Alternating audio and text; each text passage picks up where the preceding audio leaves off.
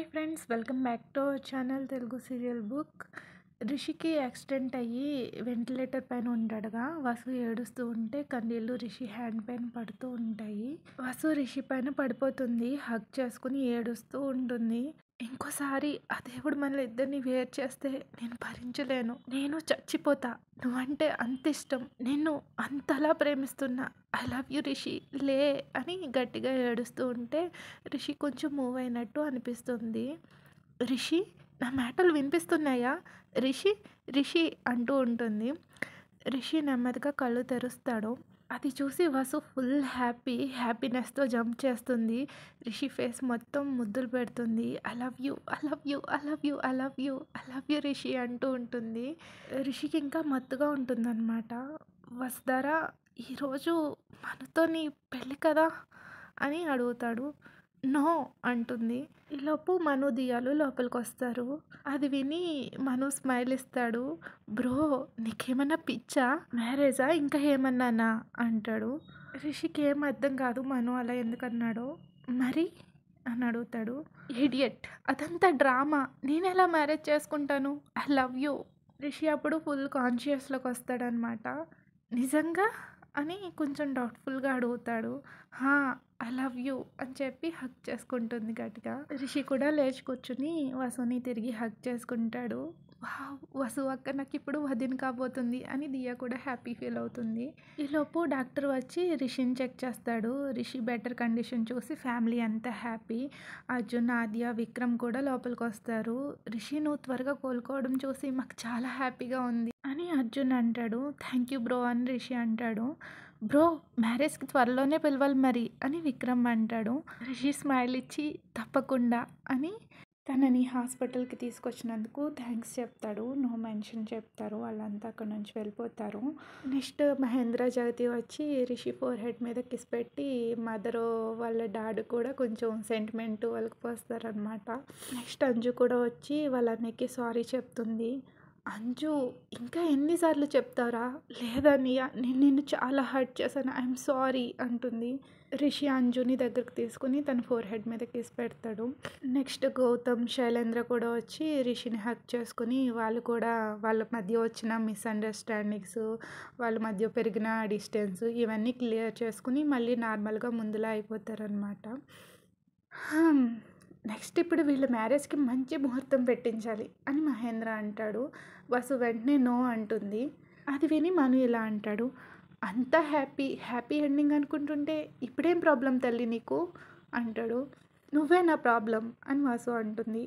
నేనేం చేశాను బేబీ? ఇప్పుడు నేను మ్యారేజ్ చేసుకోవాలంటే నువ్వు కూడా చేసుకోవాల్సిందే అంటుంది. నేనా అంటాడు. హా బ్రో, అసలే 30 వచ్చేసాయి, త్వరగా ఒక అమ్మాయిని చూసుకో అని రిషి అంటాడు. ఓ గాడ్, అమ్మాయిని ఎక్కడి నుంచి తెచ్చుకోవాలి ఇప్పుడు నేను? నాకు అవేం తెలీదు, నువ్వు ఎక్కడి నుంచి తెచ్చుకుంటావో, కానీ నీ పెళ్ళి జరగాలి అని వసు అంటుంది. ఎస్ బ్రో, నీ పెళ్ళికి మా పెళ్ళికి లింక్, ప్లీజ్ నువ్వు మ్యారేజ్ చేసుకుంటే కానీ మా పెళ్ళి జరగదు అని రిషి కొంచెం సాడ్ ఫేస్ పెట్టుకుని అంటాడు. ఈలోపు దియా కళ్ళు తిరిగి పడిపోబోతుంటే మను పట్టుకుంటాడు. ఓ గర్ల్, ఈ అమ్మాయి చెప్తే వినదు, అప్పటికి రెస్ట్ తీసుకోమని చెప్పా, వింటేగా అని చెప్పి ఎత్తుకుని పక్కనే ఉన్న సోఫాలో పడుకోబెట్టి పల్స్ చెక్ చేస్తాడు. జగతి కూడా వెంటనే వచ్చి ఏమైంది మను, దియాకి ఎలా ఉంది అంటూ కొంచెం హడావుడిగా అడుగుతుంది.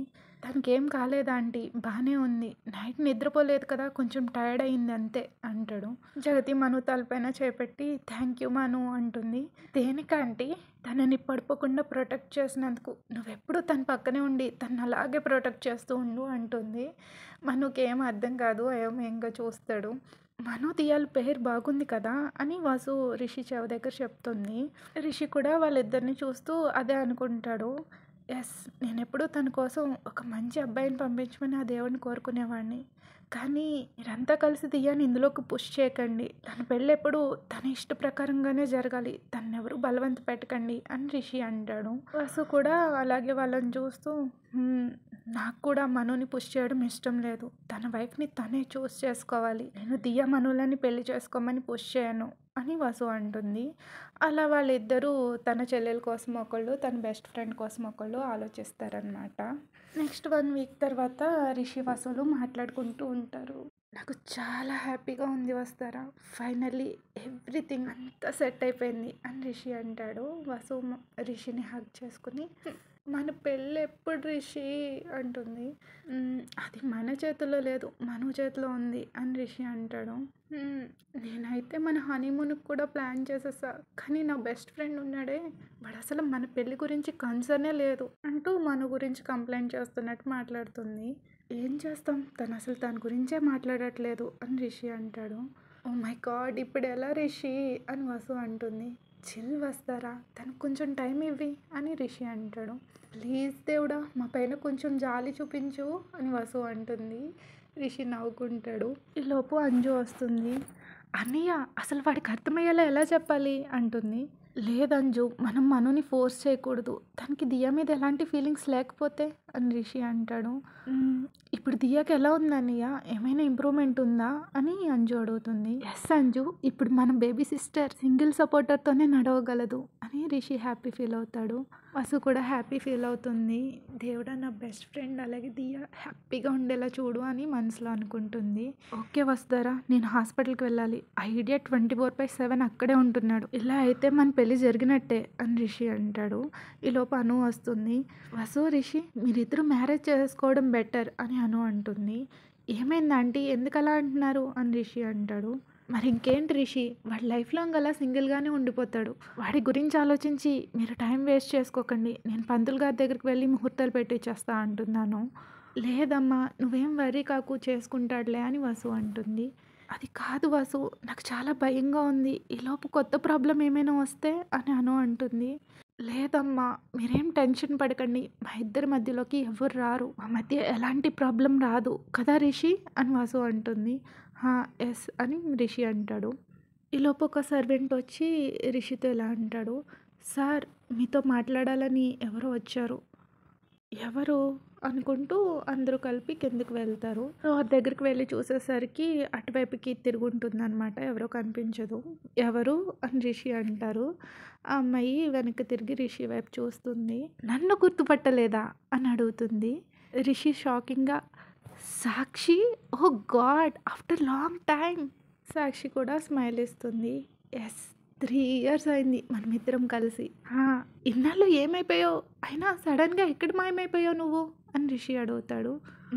అది కొంచెం పర్సనల్, తర్వాత చెప్తా అంటుంది. ఓకే ఫైన్ సాక్షి, తిను నా వైఫ్ వస్తారా అని పరిచయం చేస్తాడు.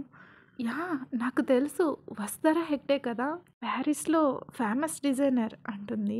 నా గురించి మీకెలా తెలుసు అని వసు అడుగుతుంది. సాక్షి స్మైల్ ఇచ్చి, మేమిద్దరం టచ్లో లేకపోయి ఉండొచ్చు, కానీ రిషి గురించి ఎవ్రీ అప్డేట్ నాకు తెలుస్తుంది అని సాక్షి అంటుంది. గ్రేట్, మీరిద్దరూ మంచి ఫ్రెండ్స్ అనమాట అని వసు అంటుంది.